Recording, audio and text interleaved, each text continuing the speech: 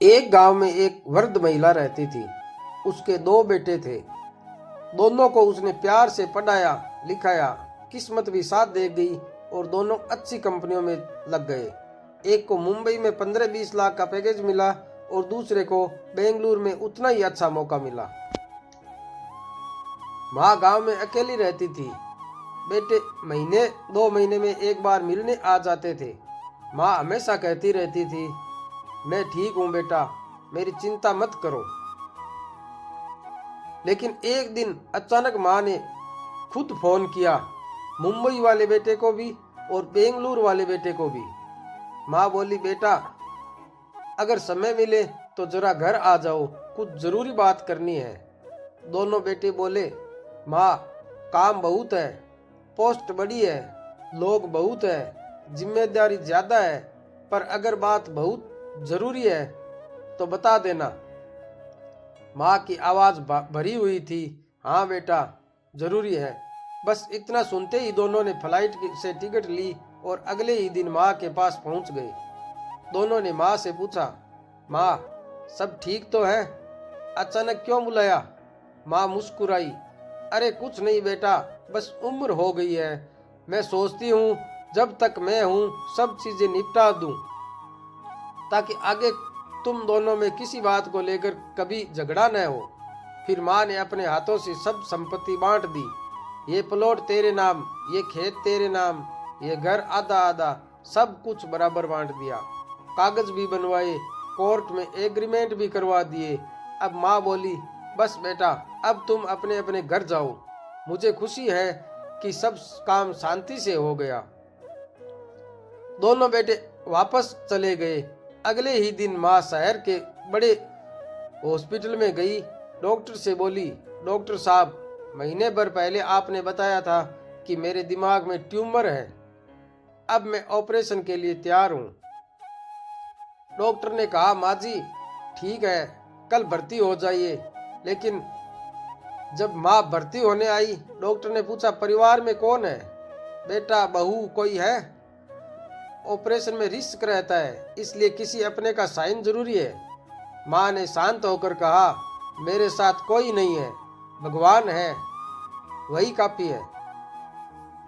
Doctor चौंक गए, पर माँ की जिद देखकर उन्होंने बिना साइन के ही भर्ती कर लिया। बहुत बड़ा ऑपरेशन था, कई घंटे चले, पर डॉक्टरों ने पूरा प्रयास किया और ऑपरेशन सफल रहा। 2 दिन बाद माँ को होश आया। माँ बोली, डॉक्टर साहब मेरे बेटे को फोन कर दीजिए।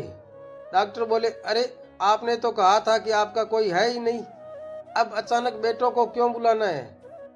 क्या वो आते नहीं, पूछते नहीं? माँ ने मुस्कुरा कर कहा, अरे नहीं डॉक्टर साहब, मेरे दोनों बेटे बहुत अच्छे हैं, पूछते भी हैं, प्यार भी करते हैं। बस मैंने इसलिए उन्हें नहीं बुलाया क्योंकि मुझे भगवान पर भरोसा था। डॉक्टर ने फोन कर दिया। दोनों बेटे 2-2 दिन पहले ही आ गए। माँ से मिलकर गए थे, फिर भी दौड़े दौड़े आ गए। हॉस्पिटल पहुंचते ही माँ से शिकायत करने लगे, माँ ये क्या किया, हमें बताया भी नहीं, हम रह जाते, तुम्हारे साथ रहते, अगर कुछ हो जाता तो? माँ चुपचाप सुनती रही, फिर बोली, बेटा मैं तुम्हें एक बात बताना चाहती हूँ जो मैंने सारी उम्र याद रखी है। माँ धीरे से अपनी पुरानी बात बताने लगी। एक बार मैं भी हॉस्पिटल में भर्ती थी, तब जब मैं गर्भवती थी। तुम दोनों मेरे पेट में थे, लेकिन किसी को पता नहीं था। डॉक्टर ने तुम्हारे पापा को बुलाया और कहा, केस बहुत गंभीर है, या तो जच्चा बचेगी या बच्चा, दोनों को बचाना मुश्किल है। जिसके लिए कहोगे उसके लिए हम कोशिश करेंगे। मेरे पापा, तुम्हारे पिता ने साइन करते हुए कहा, जच्चा को बचा लो, बच्चा तो फिर हो जाएगा, लेकिन माँ बच जानी चाहिए। मैं उस समय आधी होश में आधी बेहोशी में सब सुन रही थी। डॉक्टर कह रहा था, एक को ही बचा पाएंगे। लेकिन बेटा मेरा भरोसा डॉक्टर की बातों से ज्यादा ईश्वर पर था।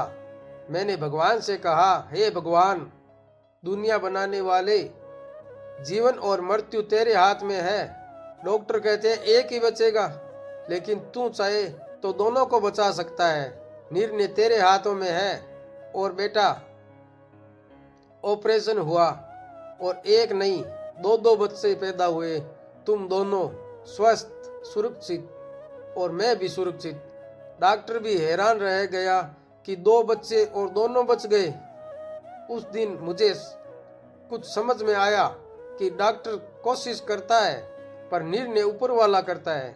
इसलिए बेटा, जब मेरे ब्रेन ट्यूमर की बारी आई तो मैंने सोचा, जब उस मुश्किल घड़ी में उसने तीनों को बचा लिया तो अब तो एक मुझे क्यों नहीं बचा पाएगा। तुम्हें बुलाती तो तुम क्या कर लेते? अगर कुछ हो जाता तो तुम बस रोते, लेकिन ऊपर वाला तो चमत्कार कर सकता है। इसलिए मैं अकेली आ गई, उसी भगवान के भरोसे। और देख लो, मैं ठीक हो गई। माँ ने बेटों की ओर देखा और बोली, बेटा, प्रार्थना में बहुत ताकत होती है।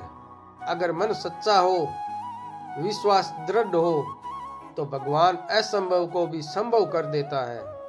दोस्तों, अगर ये कहानी आपको पसंद आई हो तो प्लीज़ एक लाइक करें, चैनल को सब्सक्राइब करें और कमेंट में अपने गांव या शहर जहां भी आप रहते हैं उनका नाम लिखना न भूलें। धन्यवाद।